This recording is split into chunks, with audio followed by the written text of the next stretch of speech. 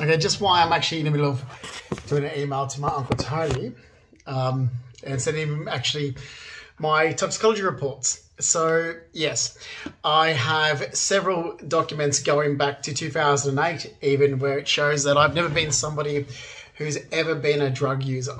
It's never shown up, and there's actually overlapping toxicology reports. And it also shows that I'm not someone that drinks alcohol either. Now, I was lied about in 2015. It's that simple. I don't like being lied about. And I live in a country, Australia, where people are brainwashed into believing that they have freedom that they do not have. So you have freedom in America. You don't have freedom in Australia. If Australia was a country of freedom, then it will be a much easier process to have somebody charged for criminal defamation. Now, all I could do is, get someone, basically to catch somebody out doing something criminally, because no police officer was going to arrest these people for stalking, harassment. I tried. Don't get me wrong. I actually went to the police and they said, but you know these people. I said, I don't know them. I don't know these people. I know of them. There's a difference. So there's a difference between knowing somebody and knowing of somebody. Being friends with somebody or, relatively acquainted with someone where you've got, a background history more than of just someone passing through your life briefly. These people just pass through my life. This is not someone that I would ever affiliate with. So suddenly here you have me being wound up being accused of using drugs. Now, coming as someone myself that's been always anti-drugs, and this always happened in the past to do with my mother's ex-second husband's family. So my mother's second husband's family, the Rackleys, are massive, huge drug users. They're known in the nursing industry. They're known around criminals. Daniel Rackley, my mother's ex-stepson.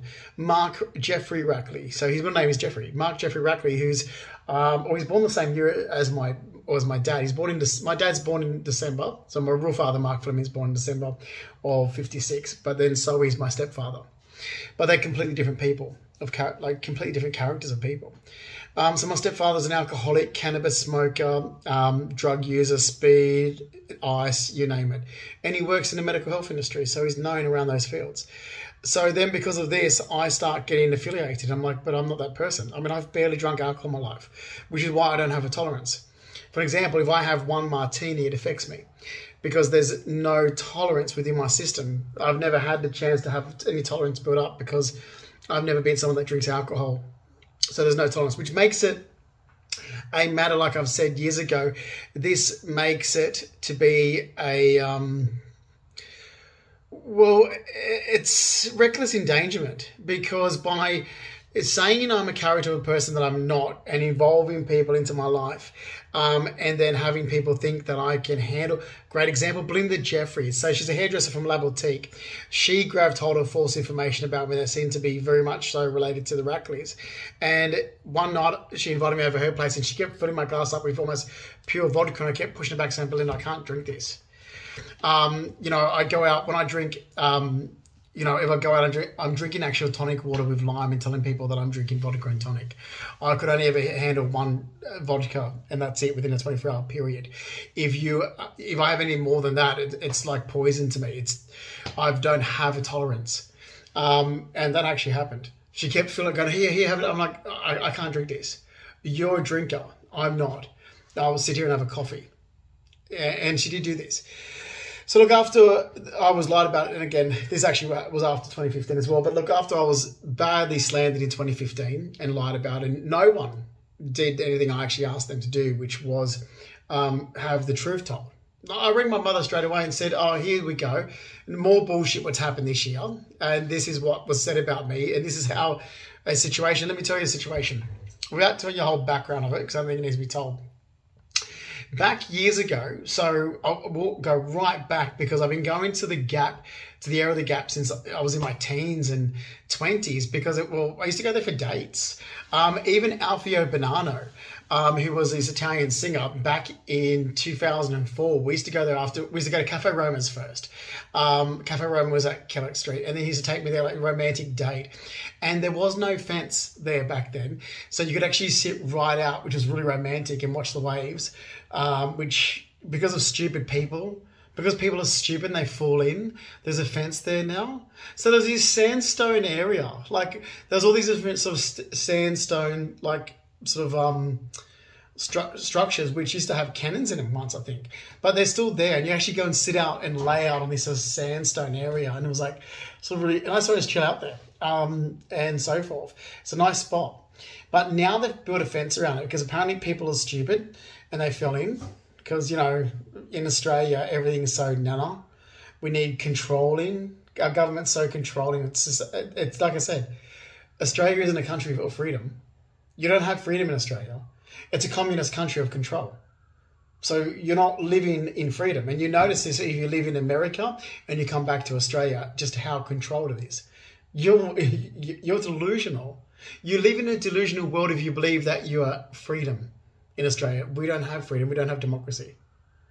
It's communist. It's practically disgusting communist, and it's felt this for a long time. So you're controlled. You're a puppet. You don't have your life. It's controlled by the government. Like I said, like they put a fence there because some stupid people fell in. Oh, well, so too bad, so sad. Some people fell in. They shouldn't have got so close to the edge. Seriously.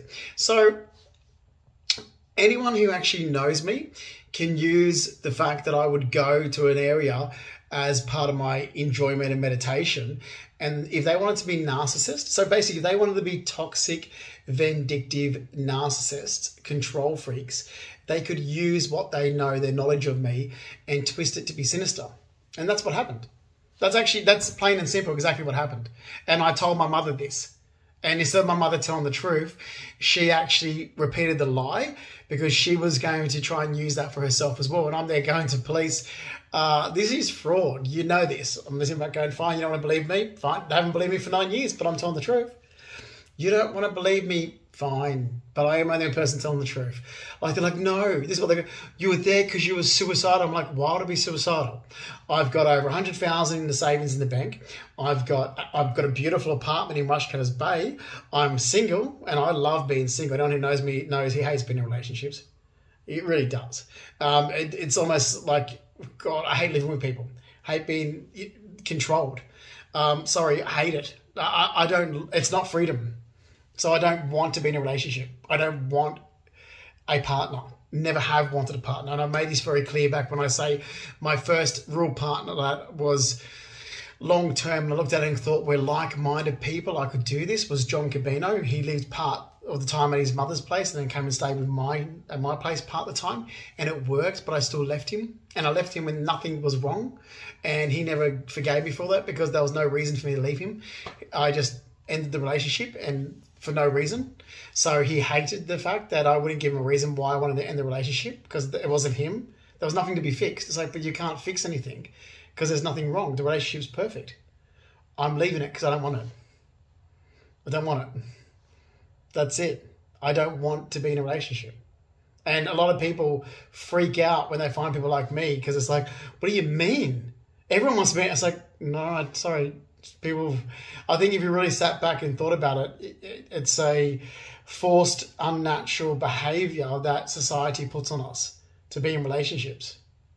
It's not natural.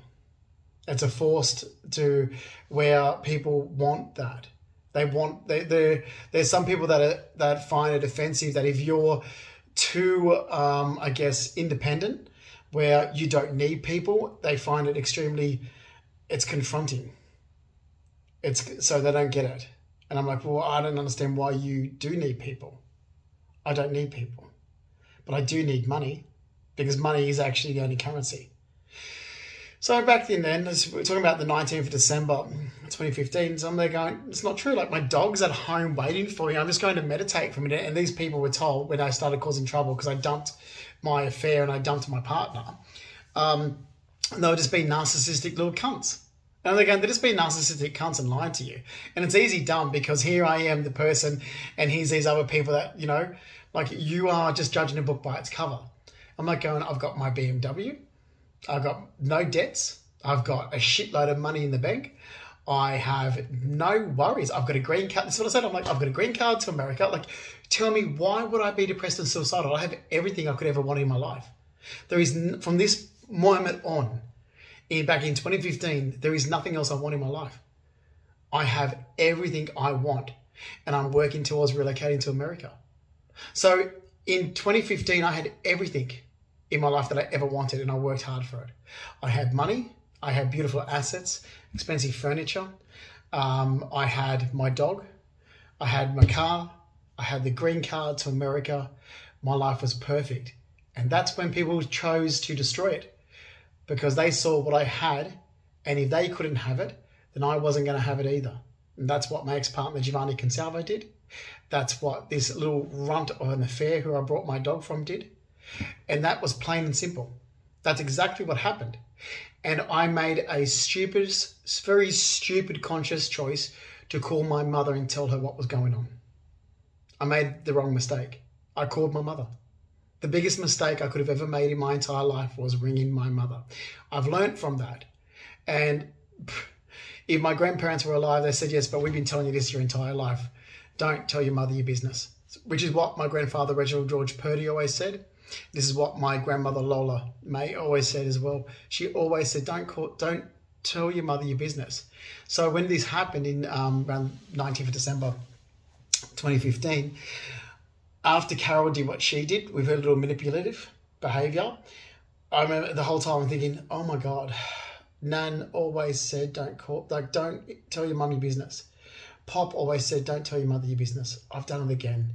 And I can hear their voices saying, don't tell your mother, don't tell my daughters your business. You've done it again, and this is what happened. And I've paid 9 years of it. So I won't be paid. Like I said, like my mum's been the smartest at the moment going, you owe me for the insurance I paid on your belongings. I'm like, yeah. And the insurance got null and void, and you could have got your money back. And you said, don't worry about it. You don't owe me the money. I'm like, okay, but you still owe me damages, Carol, for 9 years. So I'll take off what you paid because you caused me trouble. You stopped my belongings being shipped. Basically, you were holding my life up in Sydney when I was trying to move to America. So I'll take that off what you actually owe me, shall I? Because who owes who the most? You owe me money, and you'll pay it. You went down the path you did since 2015 with your little narcissistic bullshit lies when I called you and said, I've just been lied about. This is what was said about me. Now, my mother knew straight away that I was getting lied about. Instead, she wanted to do her little manipulative scam, and she did it. And it went on for 9 years, and I'm sitting back telling these wankers of fucking government departments the truth, and I'm like, fine. I've told you the truth. You thought I was mentally retarded.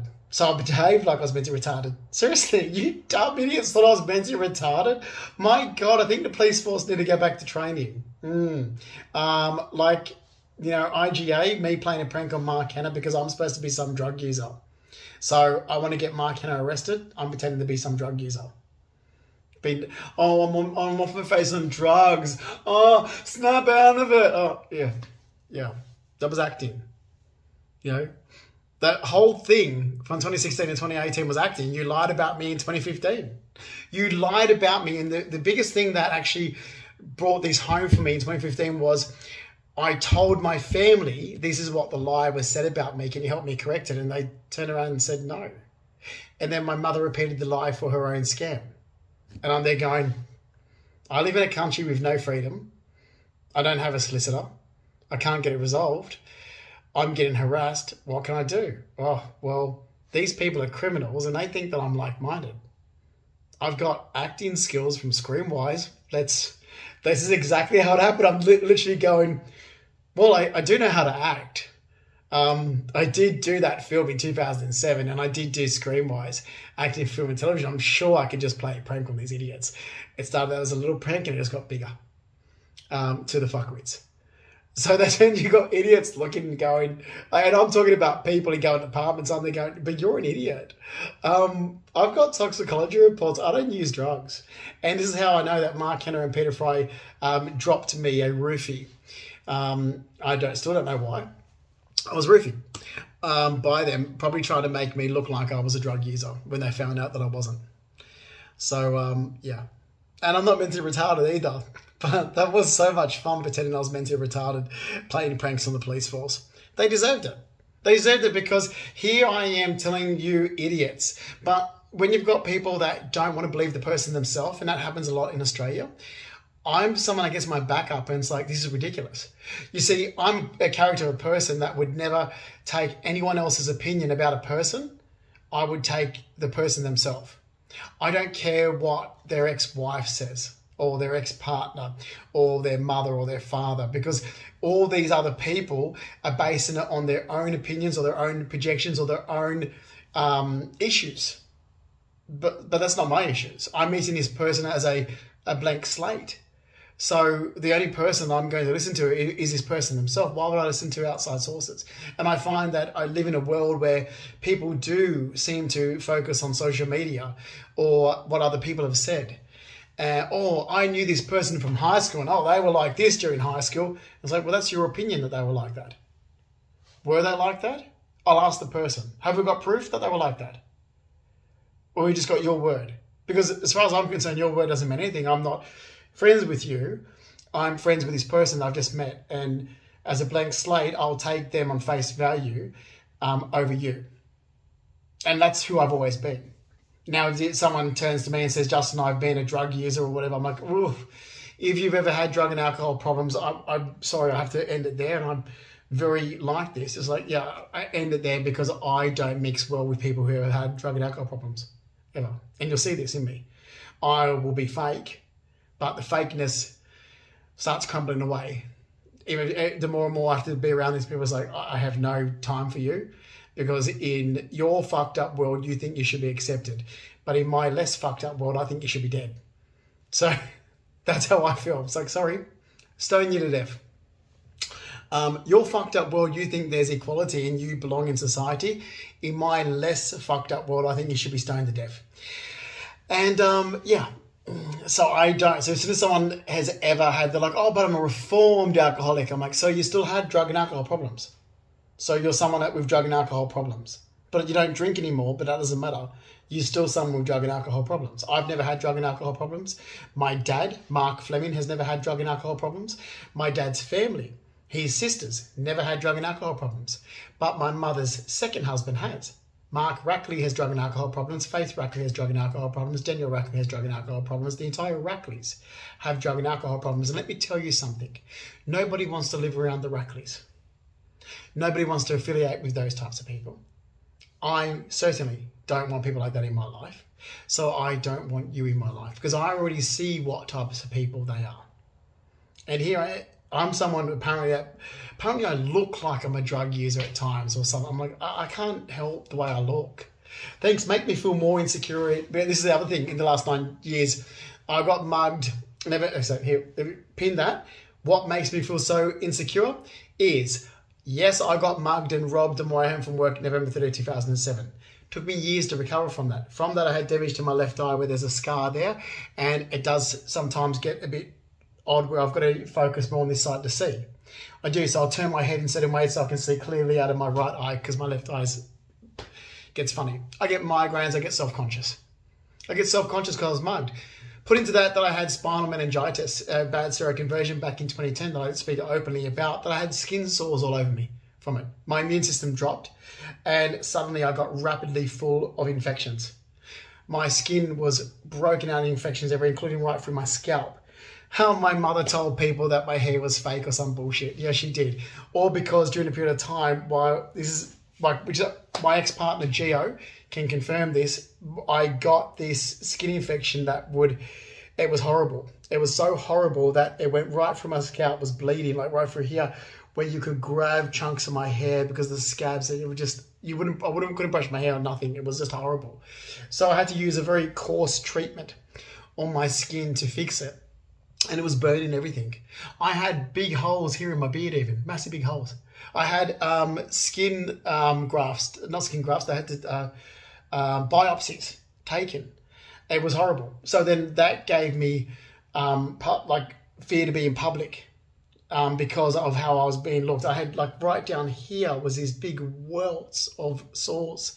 And it wasn't until my immune system was fixed that did it start clearing up. Like even the doctor said, I was like I was so upset about my hair and the way I looked, and like, don't worry, once your immune clears up, your body, like when your immune system gets stable, your hair will start growing back. Everything will be fine. Don't stress about it. But then my mother starts telling people, oh, he's this and that, and like, oh, he's going bald or something. And I'm like, no, I've got an immune deficiency right now. Like my mother's the biggest liar you're ever going to meet in your entire life, and people believe her, which is why anybody who socializes with my mother, I say, don't come near me because you're not a good judge of character. Like I just went through hell with a bad immune system that just went haywire, like spinal meningitis. Absolutely killed me. I ended up getting light sensitive as well from it. Photosynthesis or something. Like it was just so bad. I overheated. It was so bad. And my mum's telling people bullshit. I cleared up. It was got to see another day. My skin went back to normal. Everything went back to normal. But I was self-conscious. So then what made me even more self-conscious in the last 9 years? I'm trying to live my life in society. I'm getting accused of being a drug user. So then I started not worrying about being in society. Because it's like, you're accusing me of being a drug user? On what basis? What evidence do you have that I've ever been a drug user? And this happened. Like, what evidence do you have that I've ever been a cannabis smoker, except the fact that my mother's second husband's family are long-time massive cannabis users? What evidence do you have that all I did is actually play a prank from idiots that were monitoring and surveillance of me deliberately from 2016 to 2018? Apart from that, that's the only evidence you have. Justin got you back for monitoring him. That's it.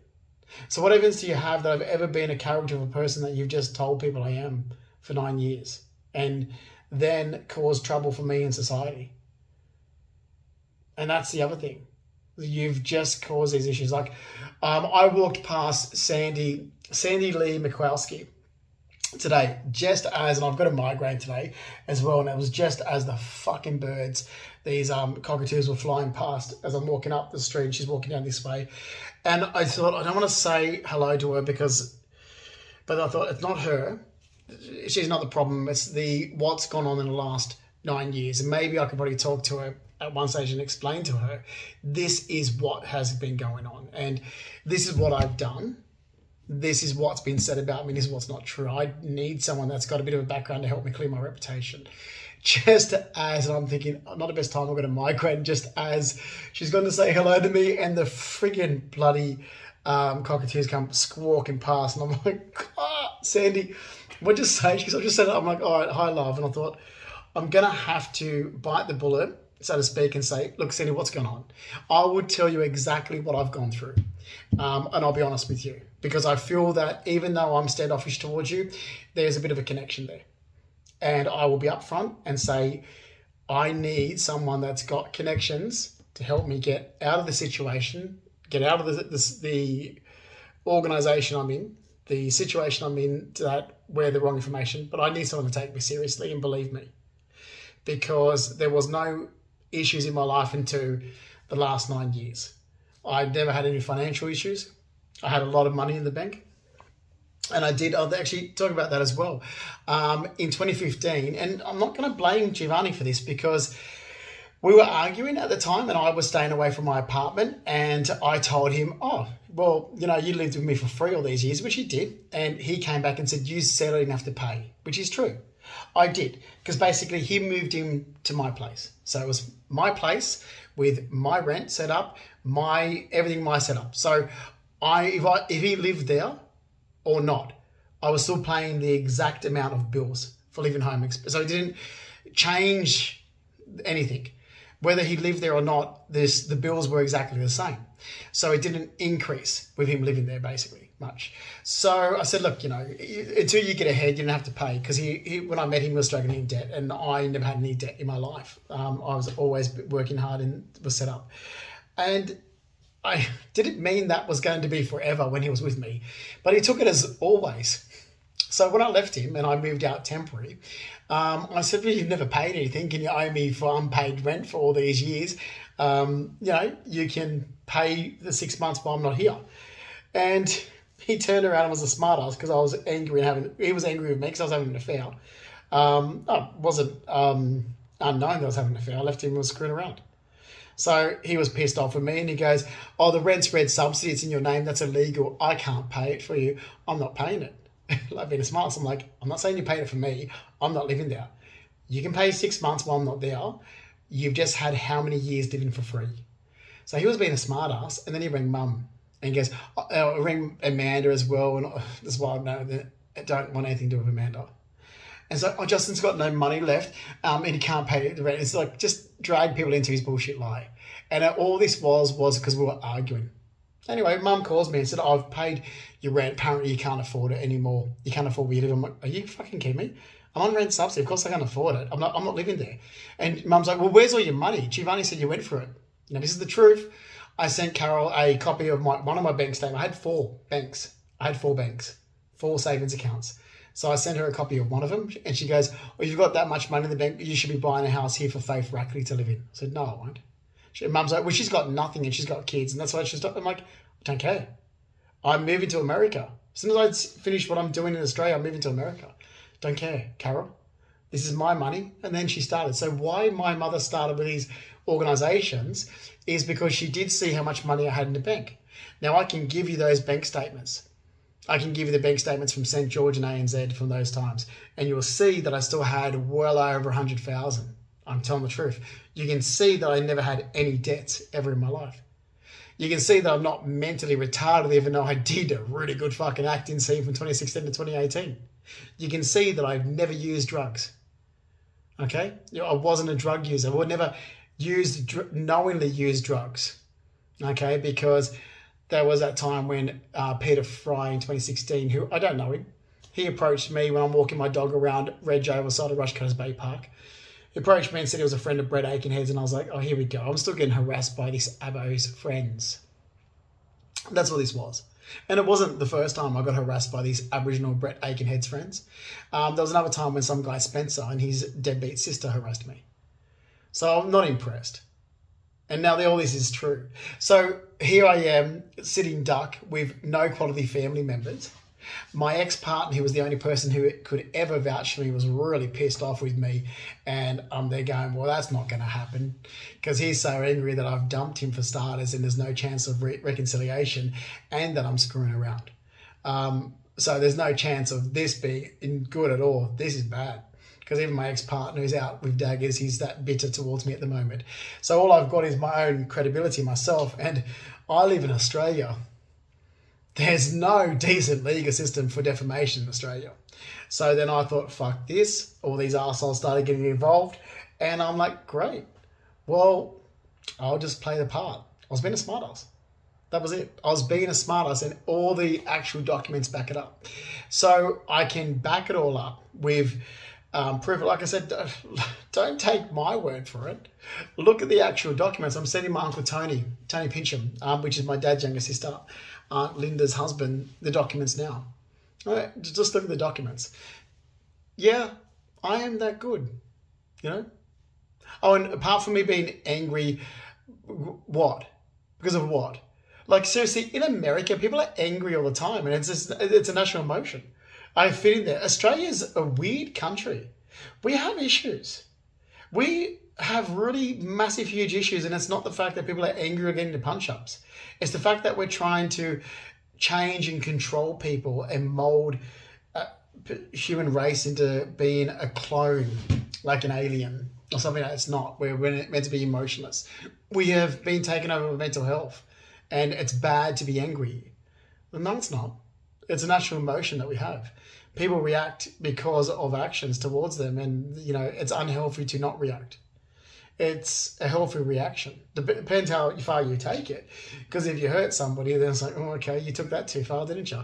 But reacting to actions towards you is a natural reaction. I think we've gone a bit too far. I look at Australia and think, you're a weird country. If I wasn't Australian, I wouldn't live here. Well, honestly, if I wasn't Australian, it would not be on my... God, it wouldn't even come into my top 10 list of countries to live in. Istanbul would be one. I mean, New York, of course. You know, America is always my top one.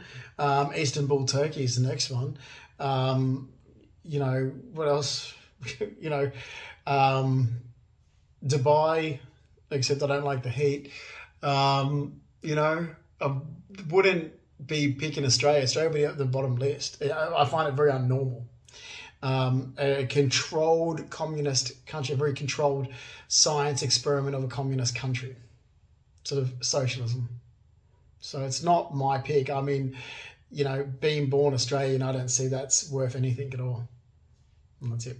So that's how that all happened. I mean, and that's the truth. You know, I get lied about. My mother knew I was lied about. And the way things are seen, here's the other thing as well. I'm going to make this one of the last statements, because I kept telling people, I said, watch the film called Atonement. Atonement with, what's the name? Let me quickly look it up here. And the reason being is because the way that the producer, so there's a scene at the water fountain, and where the sister's looking for the window and what she sees at the water fountain. So what she's looking into a scene, and what she perceives to what has gone on from what she saw to what actually went on is two different things. And I've often said this a lot and said, but this is from your eyes. Okay, you need to get clarity.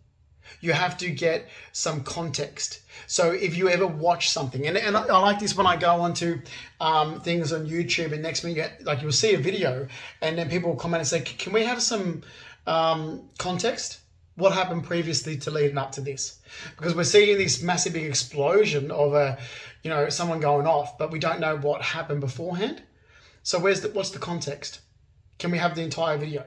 Or because we're only seeing one part or one situation, what is the context of this? Or what is the context of what I'm seeing? Because it's based on the opinion of the eyes that it's viewing it. And you'll see when people start commenting that everybody has a different opinion to a situation that they've seen. So I was making this point very clearly after 2015, saying everybody has a very different opinion of what they're seeing. For an example, if you tell someone, oh, that person's mentally retarded, then everything that they do, you're going to view that as being mentally retarded. Okay. If you tell someone that's a junkie or they're a drug, you're going to view that person and everything that they're doing as, oh, but that's because you're going to have different eyes. How you poison the water in the well of how you view a situation is because of the context. What context do you have? Do you receive phone calls and says, oh, this person's depressed and suicidal, having a breakdown? You're going to jump onto that and be like, oh, but they're depressed and suicidal and they're having a breakdown. How do you know that? Because I was told. So you're going to view this situation now as this person's been depressed and suicidal and having a breakdown. That's how you're viewing it. But the actual facts are completely different. But you've now concreted the fact that the person's been suicidal, even though they've never been suicidal. So anything that they do, you're going to find this as being something related to what you now believed in, because it's concreted in your mind and there's nothing's going to change that. Where's the context? And I've been saying this since I was lied about, because suddenly I was looking at this looking at things very differently and saying, oh, well, things like atonement. Hang on.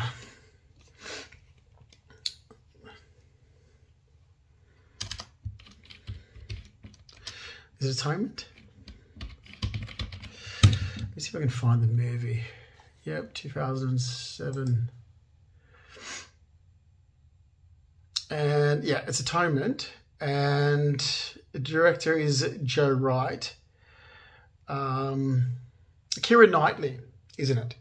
Keira Knightley. Oh, that is James McAvoy. Sorry, James McAvoy when he was younger. Okay.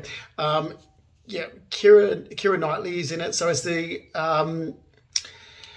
basically it is when Keira Knightley is down at the water fountain and she breaks the vase, and it's the way that it's viewed from her sister's mind and what she perceived this whole situation, and she perceived the character that was played by James McAvoy and that whole situation. And it's a really good intake on life to say we don't have any context of what's going on in that situation, only what our own eyes are seeing, yet your eyes are lying.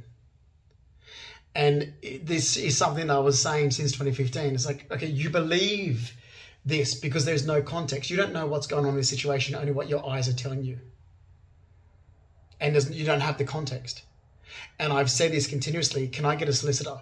Because there's one-sided views here, and in a democracy there's meant to be two sides. So can I have my side so there's context to the situation?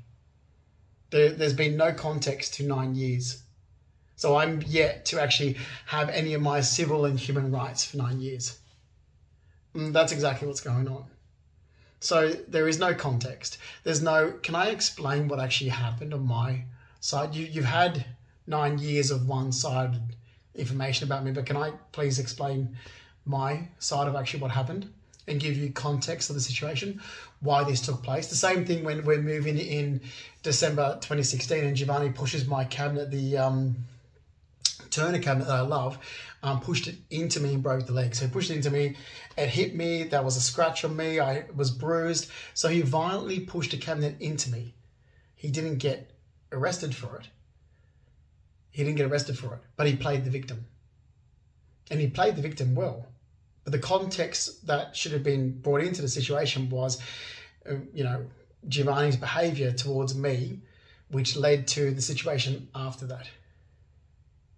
And what he did towards me. But there's no, this is all one side, and it's gone on. The police force behave like we are communist, taking a one-sided information with no background context of what's going on. None. And I've just had it for 9 years where it's actually cost me money, cost me assets, cost me my beautiful furniture. I've had it for a long time, cost me everything I've worked hard for. It also cost me my job at Star Casino. Because although I was mugged November 30th, 2007, I never said I couldn't go back there. I was given part salary payment for 10 years and was working to negotiate my job back in 2017. What the part salary payment meant was, as I kept saying, it's physical health injuries. So I need to learn to live and work in that environment with the damage to my left eye. Okay, I'll be less vain and wear my glasses, but how am I going to with the lights on me for 10-hour shifts and I get shocking migraines? I've now worked out that, with the injections for the migraines, they subsided, although I've had worse migraines this year, even though I'm on the injections, than I've had before that. So having the injections up here in my neck to try and prevent migraines. Fine. Okay, I'll do that. So I have the ability to be able to go out and have migraine injections. The damage to my hip and my back. Yeah, sometimes, and I'll be honest. Yes, I was playing a prank from 2016 to 2018, but when my hip goes out, you better believe it, I need a walking stick. Okay, I'm not being fake here. My hip is actually really bad. My knee is really bad. There's already scans done in the past. Arseholes might not think it's bad as someone else's, but when it pops out, yeah, when it pops out, it's killing me. May not be out all the time. It is an S1, but it's the L5 that's causing massive damage. So the L5 in my disc has caused the damage. You can see that. Disc bulge, L5. And there's CT scans of that. So that's there and it's proven.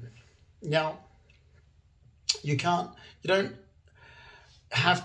no disputing that it's there. But it's not going to be there all the time. I mean, things are going to pop it out. Other times, it's going to be settled. Other times, it's going to be out. So it depends on where it is. You do a scan, a CT scan one day, and it's still going to show the damage. But when it's out, it's going to, like an MRI scan is going to show up more when it's actually going to have an MRI done soon for it to actually know my muscles. I've got for the meningitis, I've got problems with my muscles, so I've got to chase that up as well. You're going to have that sort of damage there, but it's not going to be always. But I can tell you that when it's really bad and I'm feeling it in my toe, so I'm actually feeling it in this toe next to my big toe here, when I'm trying to put pressure here on my foot and I'm feeling it there, and it's pulling and it's coming up here, and I'm feeling it here in my knee, which is actually the meniscus, and it comes up the outside of my leg here and into my back, and I've got you can feel it, and I've got the S1L5 there. Even though it used to be a round board, so when the damage happened in my back, there was a fatty lump that formed, a cyst. And I had it removed, because the way I had it removed, I paid for it myself. Suddenly I'm getting accused of having liposuction for cosmetic purposes. I'm like, if I had liposuction for cosmetic purposes, you moron, I wouldn't have fat around me right now, you idiots. Meaning I wouldn't have, I've got to go back to the gym, really do. No, I had some idiots looking at this all wrong years ago. I was like, right. So because that was a fat cell, and you could feel it was a hard lump, it was like, Imagine like your thumb as a round ball, but floating. Actually, I'll tell you what it reminded me of. Amanda, years ago, when she was a kid, she fell off the motorbike, and in her chin, she had this fat little sort of cyst lump from this damage that happened to chin. It used to float around there. Well, I had the same thing floating around in my hip, and every so often it got jammed in my hip, and because it was floating around, and would lock it up. So I had to take it out, basically, but I had to pay for that. It was elective surgery, and that's what it was. But that got twisted. This is where I'm like, oh wow, everything gets twisted. So it was a round little cyst ball that I've got a couple there now again. You can actually, there's one big one, like it's sort of come back, you can feel it right there on my right side, which is where all the damage is in my back. And you can, if you rub my back, you can feel these little sort of little round balls, and it's scar tissue. And what happens when it, like all this sort of cyst stuff falls around it from the damage to the back, and it's floating around in there, and every so often it's like, and it would like sort of hit a nerve in my back. Basically, it's floating around next minute, like you'd be walking in this little sort of round ball thing, would just hit on the nerve, and so, yeah. I did have that removed years ago when I was getting my hand fixed, but it needed to be removed. It was a just sort of lump that was just floating around, touching on my nerves in my back. So, yeah. So the damage, I was going with that. The damage to my back is bad, and I do need that stick at times. So how can I compensate that? This is what I was going long circle around. How can I compensate that when you're supposed to be, a VIP host, or you want to, you're a VIP host trying to work towards executive host, and if that's even a job there anymore, how can you work at the casino with that? Well, there's things that I put into place. For example, I've got a good chiropractor. I get CT guided injections into my back. If they're ever going to do them right and stop treating me like somebody I'm not, because I'll tell you this, I had CT guided injections years ago that went into the nerve and numbed it. And that lasted for a good 6 months without me feeling anything. I've had them since been back in Australia and have done nothing. It's just like saline solution. So I've sat back and gone, are you really giving me the cortisone, or are you giving me saline? Because it hasn't been working. And if you're playing around with my health, and I'll say this to the Australian medical industry, like to all these doctors and bullshit wankers, you can't give someone, okay, I'm not saying they are, but let's just say reckless endangerment. Reckless endangerment, that's your license. So if someone's going in for a CT guided injection, you want to make sure as hell that you're doing the job right. It's their back, and you're not just giving saline solution, you're actually getting in there with numbing that nerve. Otherwise, it's reckless endangerment. I'm being a smart ass here because I really hate the Australian medical system. Like I said, I'm getting migraine injections, yet when I had a migraine injection back when I was in Mexico City in 2013, it worked. I had a shocking migraine. I was almost vomiting from the altitude. I went from New York City to Mexico City, and the guy I was hanging around with, George, said the altitude or something. That's probably why, because I suffer from migraines. I got a shocking migraine, and he goes, "Let me take you to my doctor." He gives injections for migraine, and when I was in Mexico City, I had an injection for a migraine, and it worked. It worked. I was like, "Fuck, it's gone." Seriously, I'm going to extend my holiday. It literally gone. I have him now here. And I'm like, yep, hasn't worked. Literally last time I was there, I was like, I don't want to sound, ungrateful, but it didn't work. Literally, I'm saying going, it didn't work. I've had migraine injections before in the past and they've worked. I don't want to sound ungrateful, but it's not working because I'm getting shocking migraines, really bad migraines. So I don't want to sound ungrateful, but your injections aren't working. And that's true. So like I said, what I needed to do when I was off recovering from being mugged after work was get everything into place so I could then return back to work without having taken time off. Everything was there. It's all maintainable. Like I said to people, I said, okay, I'm not recovered from it. That's okay. It's maintainable. What have I got left with? Okay, and how can I work to live with it? I'm the person themselves, so ask me. So then I was all ready to go back to work at Star Casino in 2017, and because of what happens from 2015, I didn't get off of my job back, which is actually against the it's against work cover laws, because you're meant to offer the person the job back. under work cover. You can't just let somebody go, which is what they did. You know, and look, the whole thing that was ballsed up has been ballsed up. Anyway, so that's where we're at. And I'm going to leave it there because this one will upload and I'll finish emailing my uncle. And, that's where this is at. And it's 9 years. And the same people that just caused the damage for me in the last 9 years are sitting back going, oh, he just wants money, or this and that. It's like, no, I don't. I want what's rightfully mine. My BMW I worked hard for. My expensive furniture, assets and belongings, and I can tell you now, I can prove all the ownership that I had of assets and belongings well before 2012 even, majority of it. Most of it was back when I was working at Star Casino. And I bring 2012 into this because I stopped working for Steve Hatch-Dimitri in mid-2012. That's what I thought, hang on, why am I even stopping at when I was mugged? Because I was still doing work on the side after I was mugged. So, I was mugged November 30, 2007, but my life didn't stop. So most of my assets and belongings were from this period of time. Expensive furniture, jewelry, car, everything came from hard work. It wasn't handed to me. Nothing was given to me. My savings, I had an investment property. And I've still got the other documents from when I actually bought the property before I was mugged. So I was buying a second property before I was mugged. Went through and left a deposit. I had to renew on that sale because of being mugged. So the lies about me don't match the facts. And I'm sitting back in a country like Australia going, okay, the lies about me don't match the facts, but they're still going with the lies. So Australia obviously has no freedom, has no legal system. And I don't know how to get it resolved. I've tried every aspect. It's gone through to government departments. It's gone through to extreme government departments where I'm sitting back going, what, you think I'm someone that's going to, I don't care. You've cost me everything I worked hard for, so now I don't care. I'm not backing down. You deliberately came after my life and lied about me. Yeah, eventually it's going to change. And you can pay what it's cost me for why I'm waiting to have you stop causing me damage. So you can pay unpaid salary as well. I just want what I worked hard for. So you want to look at the expensive assets I had? Pay me that back. The furniture, the assets, the belongings, the car, the savings. And she was in savings. We're talking about what, 100?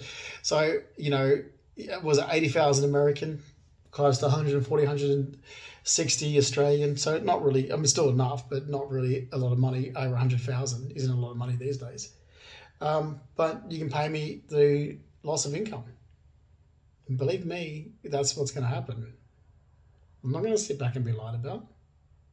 I'm not going to let anyone lie about me. That's the way I am. I'm just going to keep fighting, keep moving forward and go, no, you lied. You know you did in the last 9 years, and you dragged organisations in to cover this lie up. You know you did. And you just, you're going to sit back and go, oh, but Justin did this, he played a prank on us, and how are we supposed to know? Because you did know. Because you knew, because you started the lie about me anyway in 2015. So you did. So all I did was be a smart ass back. That's it. Oh, and the scumbags that thought they were going to get something from me because I was apparently some character of a person. So you got all these leeches hanging around like this deadbeat junkie in 2018. So I'm knowing what's going on. And in Forbes Street in Woolloomooloo in 2018, this couple, this junkie, reformed junkies, which means nothing to me. You're still a junkie, whether you're reformed or not. This pregnant deadbeat loser comes over as I'm moving. Oh, because we've hit hard times and, we're turning our life around and, my missus is pregnant, and they're wanting handouts, you see. I'm like, oh, isn't this funny? This is sort of a bit to do with little scam lies that someone was trying to say about me back 2 years prior, that I was going to help people, some bushes. Are you fucking kidding me? If you're a junkie, the only good junkie is a dead junkie, not a reformed junkie, a dead one. I don't believe in second chances. You have drug and alcohol issues? Okay, the only good person with drug and alcohol issues is a dead one, not a reformed one, a dead one. That's and I don't have to agree with your fucked up world. Do you want to live in your unicorn world where you believe that you deserve a second chance? or this righteousness bullshit behavior that you have, your wokeness, that be kind to everybody, everyone's equal. No, I don't have to live in your fucked up world. I'm going to stick to who I am as a person who's barely drunk alcohol in their life, and I've never been a drug user. But thank you for validating how good of an actor I am. I knew I was good. Okay, props made it even better. Okay, the props made it look realistic. Let's just make that. Okay, props did help, but I knew I was a good actor. So I didn't need your validation. If I knew I could act like that on set, that's the thing. When I clam up for auditions, it's not good. Because I was really good at acting and for film and television, but then after I got mugged, I clam up too much, and I'm no good at doing cold reads. So, you know, but so if I could have used that from 2016 to 2018 as my audition take, oh, perfect. And if I could be working with people so I wouldn't be so clammed up all the time when I'm acting, because that was easy to act like I did from 2016 to 2018. It was simple because I was doing it deliberately to get back at people. So, yeah, the props helped. I wasn't in Woolloomooloo down to the petrol station, that little acting scene I did on the security camper. That was pretty good. But, you know, because I was trying to get Mark Hanna to actually confess about him being a junkie. Yeah, because I don't like junkies. You'll know this about me. Yeah, eventually people will start realizing, oh, okay, he has zero tolerance for people with drugs and alcohol problems. So the guy doesn't really believe that they should be part of society. And each their own. You have your fucked up world, I have my left's fucked up world. You think those people should be in society? I don't think they should be. That's a junkie. I don't believe junkies should be, you know, equality. So like, you know, at the Coles petrol station down in Woolloomooloo, thank you for validating. That was me acting. It's pretty good. But, you know, I'd sort of pre-rehearsed it by using a take from the film that I did in 2007. If you watch the film I did in 2007, you'll see that, oh, there's similar with the script. Yeah, I did. I used parts of that script that I already acted in for that. But it was fake. It was fake. It was fake, deliberately done right under security camera. I think it was fake. A lot of it was fake. I did the same thing in around the corner of Palm Street because I was getting monitored and surveillanced. So I was putting them on. You monitored and surveillanced me. So I put on a show for you. That show's going to cost you a lot of money because I'm not backing down. I want my money back, but I want the damages caused for 9 years as well. Yeah, you monitored and surveillanced me. I put on a show for you. It was that simple. You lied about me in 2015. You monitored and surveillanced me. I put on a really good show for you. Hope you got front row seats. So that's basically it. And then what? Like, seriously, I'm sitting back going, oh, wow. How can you believe that? I mean, I thought half of it was so over the top. You know, especially the one, I just want to go home. Yeah. Oh, wait, I've lost everything. Okay, that's a monologue I did from the 80s film Arthur. I've lost everything. You know, when he's in the pub and he's drunk, I've lost everything and I've looked under the sofa and behind the fridge and I can't find it. That's it. And the cry, I can't even cry at a drop of a hat. I stood next to a drag queen down near the bridge, corner of Forbes and Cathedral Street, and deliberately under the police surveillance camera put on the biggest tear cry. No! Because they were arresting some Aboriginal. And I'm like, you're putting on a show for me, are you? Let me put on a show for you. You put on a show for me, now watch me put on a show for you. So the drag queen's next to me. Oh my God, did I really put it on? Then I walked back home and I'm snickling to myself. Just like when I was putting on a show for Gio because he wanted to lie about me, so we're in Surrey Hills. I'm like, Nana! Oh, I did it good. Nana! Oh wait, no, Lavinia was good. Because Lavinia deliberately was his social working idiot that was coming up to me. Thought I was mentally retarded. Come up to me and my dog, so I was there pretending that I've got memory problems.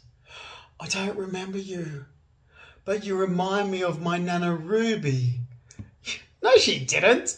Are you fucking kidding me? I'll show you a photo of my dad's mum, Ruby. Ruby's got blue eyes. Ruby was beautiful. Fucking Lavinia didn't. Lavinia and her friend Craig. Yeah, I don't have memory problems, man.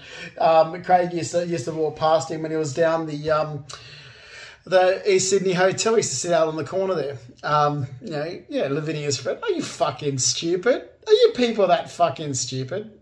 Seriously, so they're going, I don't remember, what's your name? You're Nana Ruby. That's what I did. Playing like I was mentally retarded. You put on a show for me. I gave you a show back. Who's at fault here? You started in my life. I didn't start coming after your life. You got information from idiots. Probably my mother and her scam. And all I did was go, fuck this shit. You would have been a smart ass to me. I'm going to play it back. I'm not mentally retarded. But hey. And I don't use drugs. But hey. And what was the other one? Oh, wait. Let me be afraid. And the people under the bridge. Oh, I think police need to go back and do some training. Seriously. I mean, I look at this, like, seriously, I'm walking back home after doing these little pranks on the idiots. I'm going, they think that's real.